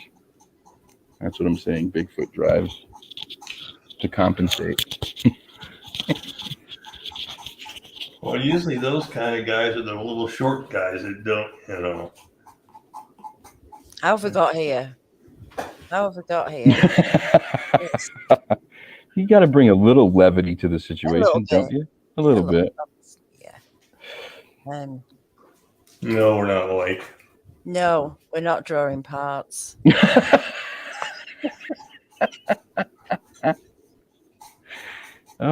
It's a heavy subject. I mean, it's tough. It's still not fun to discuss something that's very traumatic. So, you need humor. Yeah, you got to bring a little bit into it because it's difficult. I was speaking in Ohio with Dr. Meldrum and some Lyle Blackburn and some other guys, and I finished my bit. And Dr. Milner came up and he says, "Well, I've never heard a Bigfoot talk with that much levity." Oh, I would love to talk to that guy. Oh, I don't think he's got a mustache, Larry. Did we say no mustache? Yeah, sorry. oh yeah. Sorry, I couldn't see. It came up right over the outer edges of the mouth, and that was it. Like it, yeah, and then went back towards the beard and the cheeks, but no, not up to the nose. I'm sorry. I keep trying to close my eyes and focus on a certain part so that I can get it Okay. just right. We're getting there.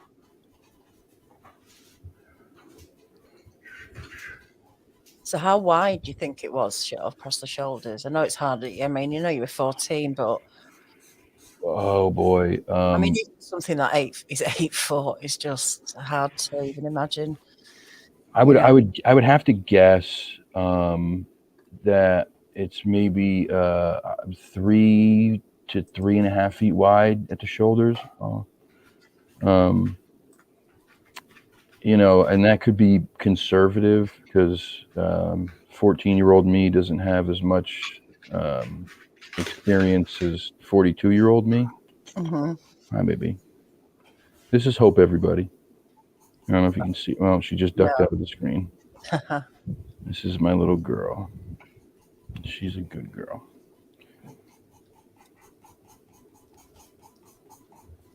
She was the first cat I got. Oh, yeah. She's 5 now. cool.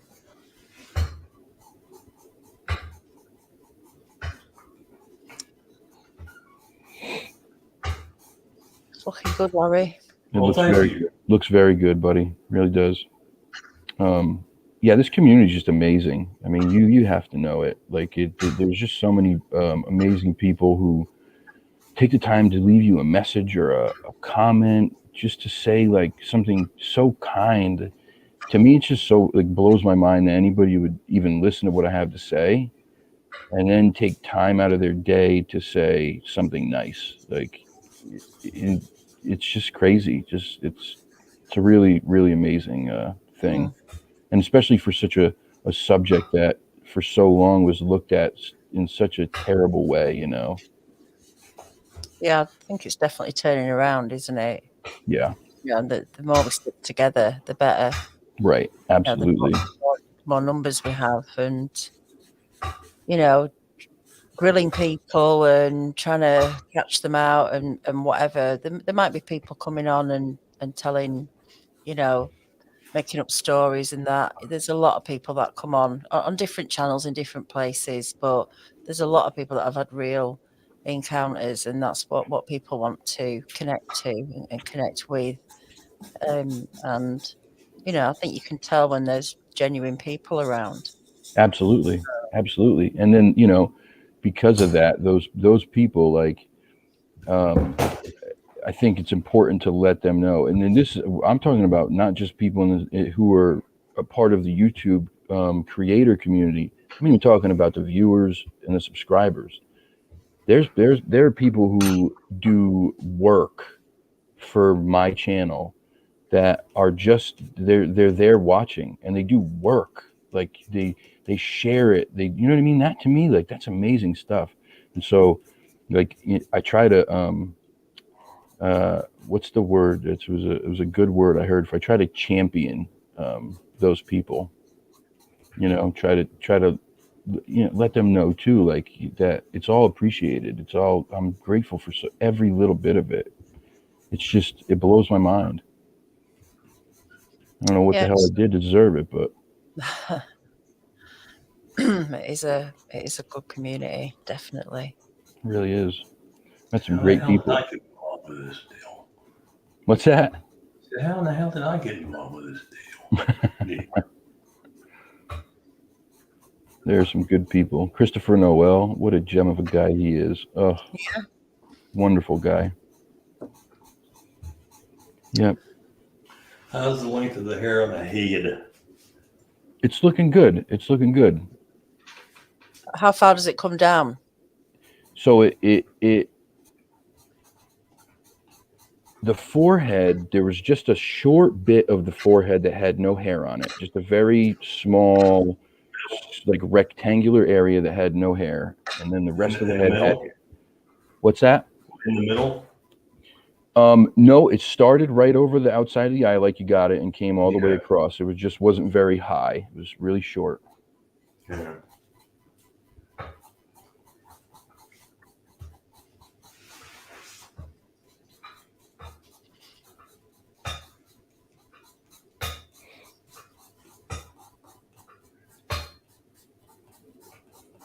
If anyone's had an encounter and seen one of these face to face, get in touch if you want to come on Drawing Bigfoot. Bigfoot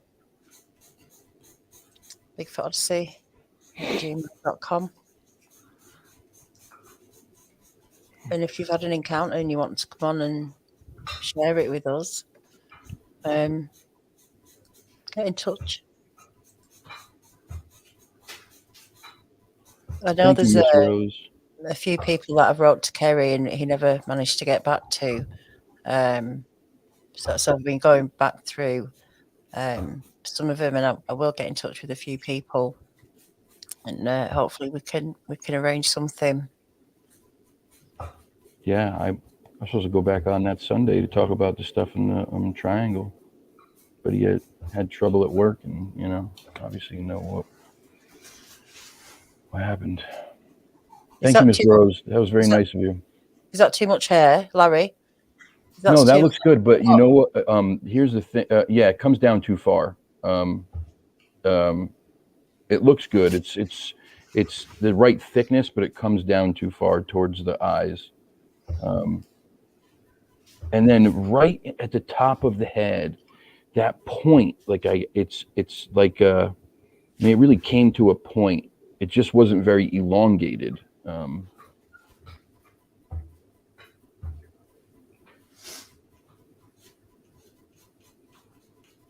More the hair than the head, do you think? The way the hair was going up. Yeah. Is that correct? What's that? Right here.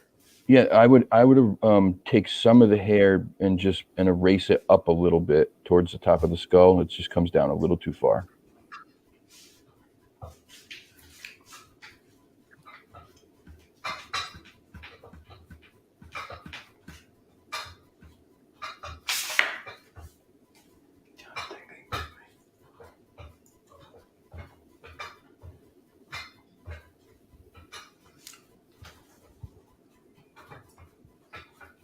Is that better? Oh, further up. Yeah, a little bit further up. A little bit more, Larry. And over the outside of that, your right eye.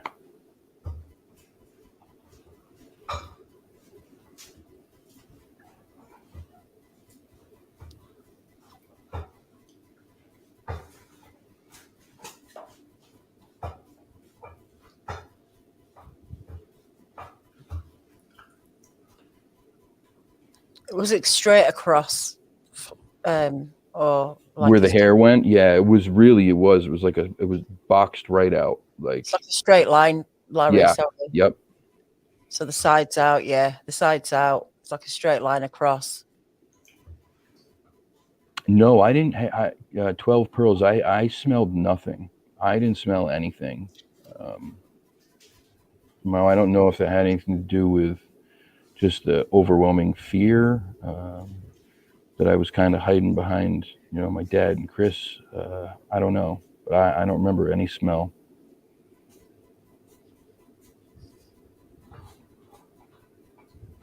Yeah, they did. At least one of them followed us all the way out, just until about maybe a half a football field away from where the campers were parked, the whole way. Right. Hear them walking, breaking sticks, snapping trees, making grunts and ooh, ooh. Was there any communication between the male and the female when you saw them? I don't remember any. But, at that point, there was just so much that was probably the height of the fear and the confusion, because we were trying to get out of there and turn, and as if one wasn't bad enough, now there's a second. It was just a lot of chaos at once. So there may have been something between them. I don't remember any of it. That's fair enough, isn't it? It's just, in that situation, it's like very difficult to remember that like it was a blur. When you're staring at something like that, obviously you're taking it all in, but when it's time to go, then it's like everyone's panicking and going like, let's get out of here. You're almost like every man for themselves, like whoever's the fastest. You're slow, too bad.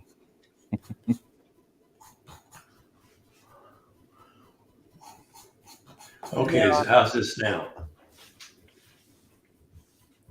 That looks better. Yep, that looks better. Should I take more out? Maybe.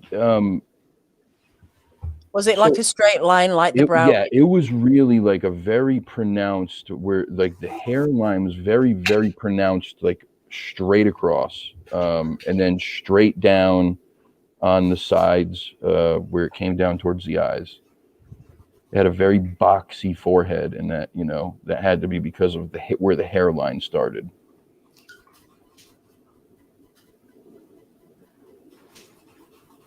Good job you've done it in pencil, Larry. I say it's a good job you've done it in pencil. Yeah, smart aleck.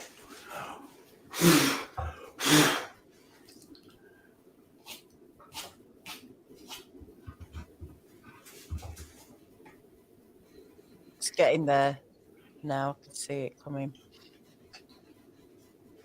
Someone's asked, have you been on Sasquatch Chronicles? No. Oh gosh, no. I would love to go on. I love Wes. I've listened to every episode ever. You'll have to shoot him an email. I'd love to have Wes on my show. Yeah. Wes, wink, wink. Yeah.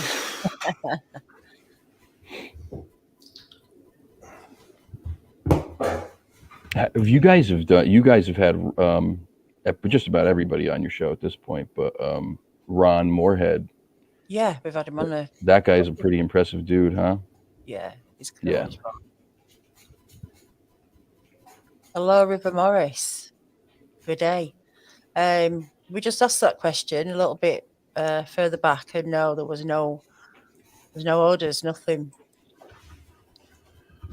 Is that more like it there? That looks much better. Yep, looks really good. Does it look like what you saw? Yes, it does. There were a couple creases in the forehead as well. A couple wrinkles. Just trying to be as, detailed as possible. Yeah, that looks really good. Well, we've got to tweak it yet. Are you going to put some little shoulders on it? I know they don't have little shoulders, but... No, wide.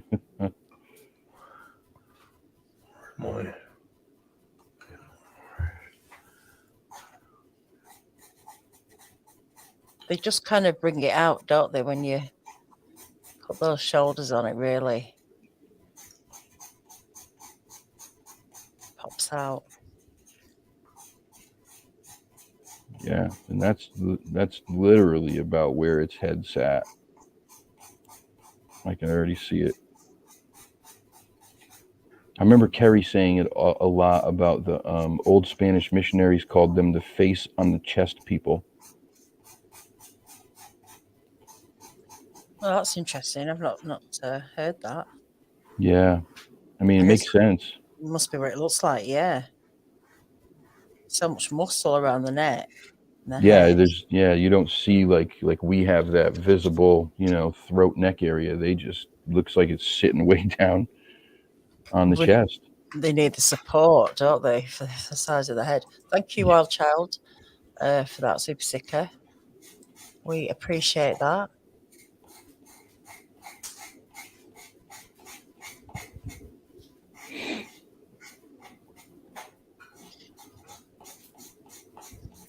$12 pearls if anyone catches them grooming mating, that would be something. Yeah, if we could catch them doing anything in the natural kind of way, the behaviour and what they get up to in a day, that would be fascinating.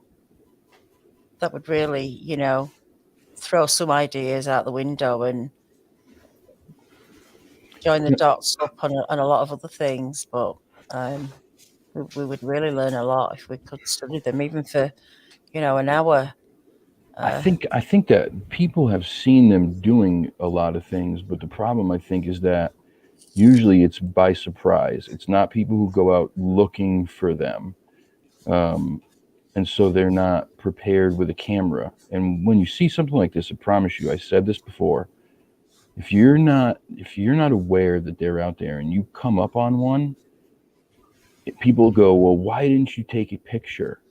I promise you, when you're face to face with a giant hairy monster, the last thing on your mind is to pull out a camera or your phone and take a picture, because your instincts are telling you you're probably going to die today.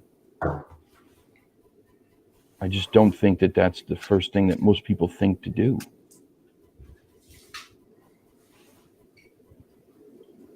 No, it's ridiculous, isn't it? I mean, I get a lot of people say that, but I don't think they just realise, like you say, when you're faced with something. We all have experiences like that. Not seeing Bigfoot, but things can happen throughout life. Where you see something or something's happening, the last thing you're thinking about is, getting your phone out. Yeah. To take a picture of it. So obviously, if you're a researcher and you're out there and that's what you're trying to do, it's different. But generally, at that point, you've probably been going to the same area over and over, and they're coming from their area to see you. That's what I think anyway, because they're not going to let you too far into their home if they, so you're not going to catch him in a spot like this thing was in. He fully showed himself because he felt he had to. He had no other choice. Otherwise, they're going to sit in those bushes. They're going to hide. You may catch a little movement of something going on or hear some noises, but you're not going to see, you're probably not going to see that. You're not going to see a full giant standing in front of you. It's just, they're too smart. Yeah. Yeah, it's surprising, isn't it? How some of these things just, when you think they're so elusive and don't want to be seen, they just pop out. And there's a lot of them doing it. So like you say, you just don't know where you're at, what you're walking into, or what else is in the area at the time. Mm-hmm. Well, who knows?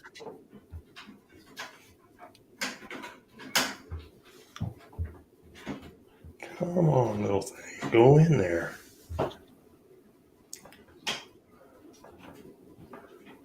How you doing? Oh, I was getting ready to tweak it. Okay. Tweak it. Okay. What happened to the tweak? What nights are you going to be doing the show now? I'm going to do Wednesday and Sunday. And I think we'll be drawing Bigfoots on a Saturday. Up to now, I think. I'm not sure. We can't do at the moment. Well, I can't do the late show. What Perry used to do with Brad. I can't do anything later because it's late already. Yeah. Like 2 o'clock in the morning now. Yeah. And the late show didn't start till another hour. Right. So it's trying to put something else in place. But it's still kind of just the first week. And we'll figure something out. Maybe go back to the Friday night. It's just trying to work everything out with Larry as well, time and stuff like that. So tougher for you because you're in a different, total different time zone, 6 hours ahead, and yeah, it's difficult. So, yeah, and we'll see. It'll work out. Yeah, It always does. definitely. We've got some guests lined up already, and we've got Bettina Moss coming back on Sunday night. Nice. So that's going to be a good show. And next week, we've got Mark and Larry from Sawdust Beast. Nice. They're coming on. And for members only, I put a shout out to see who you'd like to see on a live members only show. And some of you asked for Sisters of the Moon. So we've sorted that out. We're just trying to arrange a date. So that'll be coming up soon. Yeah, they're awesome. They just got back from Georgia, actually. Yeah, well, that'd be interesting to catch up with them. And it doesn't matter if you're not a member, because Kerry wanted the members' live shows to eventually come out for everybody to see. That's why I put that show out last week, or this week just gone, as the members only we did with Wes Germer. And there's a few more that I'm going to put out, Vic Cundiff, and actually the last show Kerry did, the last members only, where he went through all of his favourite photographs. And he had a guest on. I can't remember who it was now, but and he plays the piano twice in that one. So you probably won't have heard him do that. For anyone who's not a member, but it doesn't matter because it's going to come out. I'm going to put that out soon, so look out for that. How are you doing, Larry? I knew that was coming. I don't know why I'm having trouble getting it up here. Dang. Oh. Well, I don't know why. It's probably the dang Taliban. Oh, heck. I know. Yeah, really? Taliban. They're back? Oh, they're just everywhere. Right. Let me see here. Yeah, it's difficult. 12 Pearls. It is. That's why I kind of try to joke a little bit, because if not, find myself having that kind of visceral response, getting short of breath and that kind of stuff. Makes it easier if you try to laugh a little bit about some things. Yeah, definitely. Yes, I'll tell you what, it really got you hurt if you saw that thing and you pointed at it and started laughing. Man, I can't imagine the danger would be involved. Well, darn it.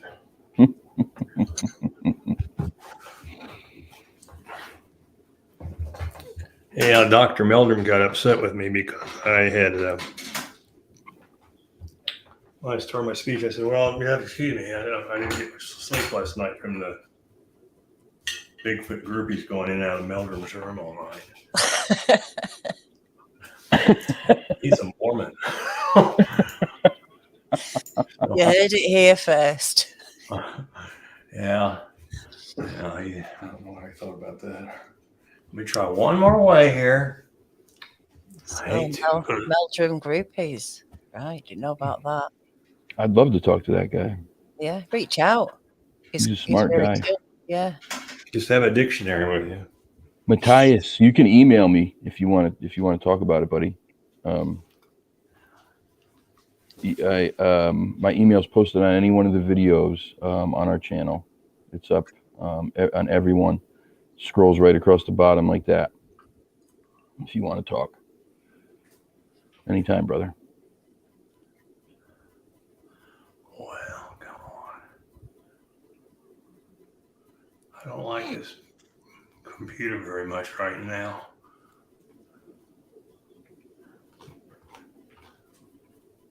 What's it doing? Nothing. That's what's the problem. Thank you, Husky. Yes. Let's see. Appreciate Well, maybe this is it. No, that's not it. Darn it. It's because we're out of practice, isn't it? Yeah, well, I'm always out of practice. I don't know what I've done. I'll get it up and we'll post it on Odyssey. We'll post it on the community. You're not going to be able to do it, are you? Don't worry about it. I don't think so. We will. Oh, thank you, Mike. Appreciate that. Long Island Bigfoot. Love Mike. Yeah, land on. Yeah, I'll post it on the community tab on YouTube, and I'll post it into the Bigfoot Odyssey group on Facebook. Yeah, that'll be good. Okay. We'll do that then. The finished thing, he does a little thing with it, Kyle. So when it's done, Okay. I'll let you know. But thank you. No, it looks great, man. It really came out really good. Yeah. Wait. Yeah, it will when he's tweaked it up. He wants to put his little finishing touches on it. Sure. We're all out of practice. You know, I feel like really rusty tonight. I get it. But, hopefully by the time I've done another show, I'll be back into the swing of things. Like riding a bike. Yeah. And like I was just saying before, everyone watching, we're going to organise what nights we're doing. We're going to try and get it back to how it was, but it's going to take a little bit of tweaking yet. But I'm going to try and be here at least 3 times a week, and we'll get a members live in at some point. Steve Wolf, thank you so much. Better late than never. Nothing but love all. Don't forget Larry's animals are always hungry. Yeah, and of course I had the ticker going all night underneath the show, asking if you don't mind, if you want to donate to Larry's, feeding those animals, get something for it, buy one of the Bigfoot mugs or some of his artwork. The link's been going on in the chat. I'll put it in the description. Find him on Facebook. Definitely have a look, check those mugs out. I'll have the picture up for next time we have a Drawing Bigfoot show. I'll have the photographs of the mugs. But until tomorrow night, everyone, thank you, Kyle. Thanks for coming on. Thank you for having me. I hope you've enjoyed that to a point. I did, dude. Yeah, this was great. I did. I really did. I'm excited to see the finished product. Yeah, definitely. And Larry, thank you. Thank you, Larry. Thank you. And I want to thank all the people that made this possible. Yeah. My wife made dinner tonight. I got to go eat. Yeah, all right. You have to deal. Thanks, everyone. Thanks to all the mods. Thanks to everyone who turned up tonight. It's been great to see you all. And I'll see you tomorrow night, 6 o'clock Central. I'll be here with Bettina Moss. Until then, everyone, good night. Good night.